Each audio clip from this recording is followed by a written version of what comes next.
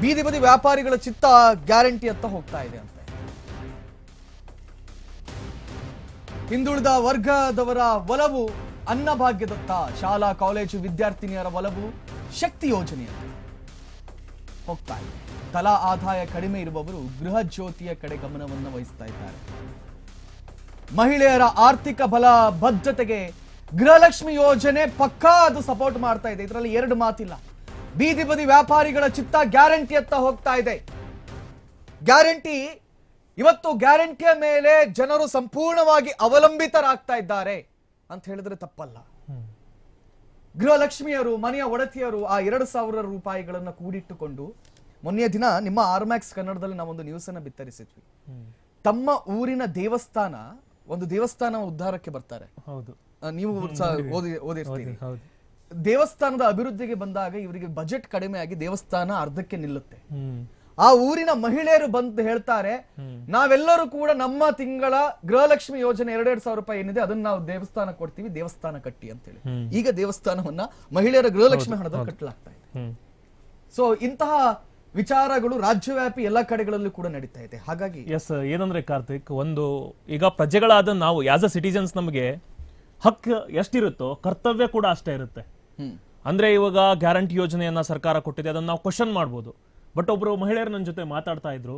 ಅವ್ರು ಹೇಳೋದೇನಂದ್ರೆ, ಯಾರಿಗ್ ನೀಡಿದೆ, ಬಡವರಿಗೆ ಯಾರಿಗ್ ನೀಡಿದೆ ಅವ್ರು ತಗಲಿ, ಬೇರೆದವ್ರು ಬಿಡ್ಬೇಕು. ಆಮೇಲೆ ಸರ್ಕಾರಿ ಬಸ್ಗಳಲ್ಲಿ ಸುಖ ಸುಮ್ನೆ ಓಡಾಡೋರು ಬಿಡ್ಬೇಕು.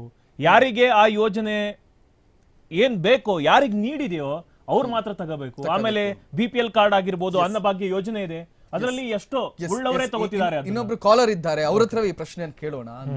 ನಮಸ್ತೆ, ಎಲ್ಲಿಂದ ಕರೆ ಮಾಡ್ತಾ ಇದ್ದೀರಿ ಮತ್ತು ನಿಮ್ಮ ಹೆಸರು? ನಮ್ದು ನಂಜುಂಡಪ್ಪ ಅಂತ, ಬೈರಂಗಳ್ಳಿ ಅಂತ, ಕೋಲಾರ ತಾಲೂಕು. ನಮಸ್ತೆ ಸರ್, ಹೇಳಿ. ನಂಜುಂಡಪ್ಪ ಅವರು ಕೋಲಾರದಿಂದ. ನಿಮ್ಗೇನ್ ಅನ್ನಿಸ್ತಾ ಇದೆ ಸರ್ ಈ ಗ್ಯಾರಂಟಿ ಯೋಜನೆಗಳ ಕುರಿತಾಗಿ? ನಂಜುಂಡಪ್ಪ ಅವರು ಕೇಳಿಸ್ತಾ ಇದೆಯಾ? ಕೇಳಿಸ್ತಾ ಇದೆ ಸರ್. ದಯವಿಟ್ಟು ಟಿವಿಯಿಂದ ಸ್ವಲ್ಪ ದೂರ ಬಂದು ಮಾತಾಡಿ. ಟಿವಿ ಇಲ್ಲ ಸರ್.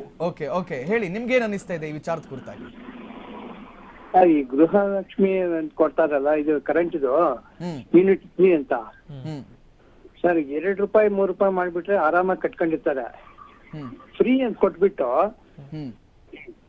200 ಯೂನಿಟ್ ಅಂತ ಕೊಟ್ಟವ್ರು ತಿಂಗಳಿಗೆ, ವರ್ಷಕ್ಕೆ 200 ಯೂನಿಟ್ ಕೊಡ್ತಾರದವ್ರು. ಅದರಿಂದ ಏನು ಒಂದು ಅಂತ ಯಾವ ಬರ್ತಾನೆ ಇಲ್ಲ.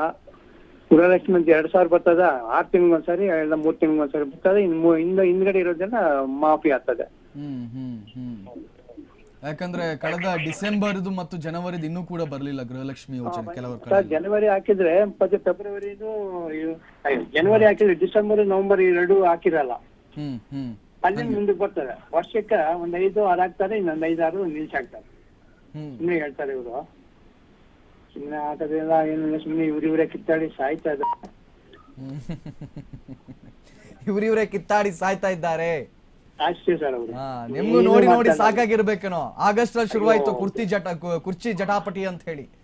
ಅಯ್ಯೋ ಬೇಡ ಸರ್, ಇವರು ಏನು ಫ್ರೀ ಮಾಡೋದು ಬೇಡ, ಇವ್ರು ಕೊಡೋದು ಬೇಡ.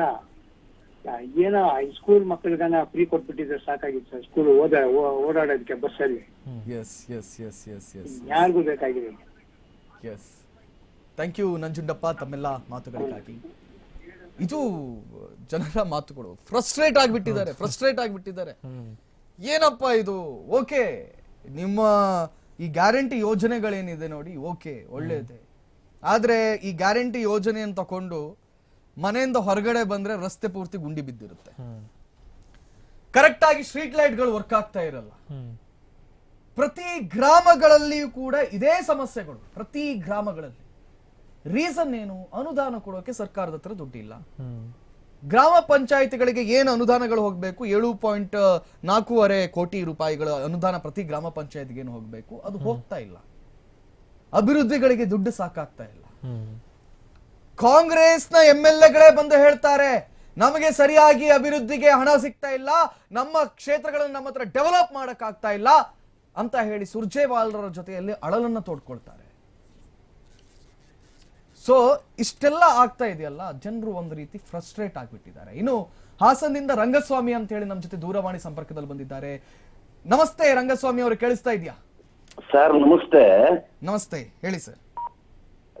ಮೊದಲು ಪ್ರಶ್ನೆ ನಂದು ಏನು ಅಂದ್ರೆ, ಹ್ಮ್ ಈ